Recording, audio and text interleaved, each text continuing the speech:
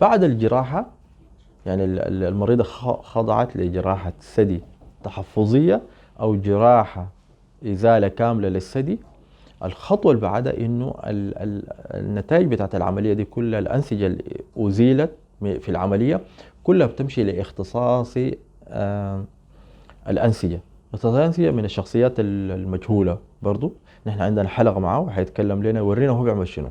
لكن في النهاية، نهاية العملية كل الأنسجة دي الأزيلت من الثدي والغدد حتمشي لاختصاص الأنسجة، وهو حياخد فترة بدرسها ويدينا تقرير مفصل عن النتائج بتاعت العملية.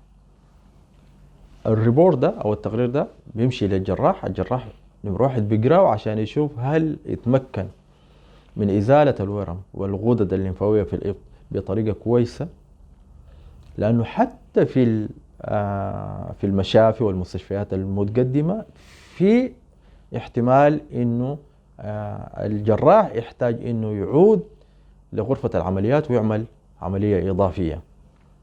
فنمرة واحد التقرير بعد العملية مهم، نشوف إنه هل الجراحة شافية خلاص ما بنحتاج لجراحة إضافية ولا لا.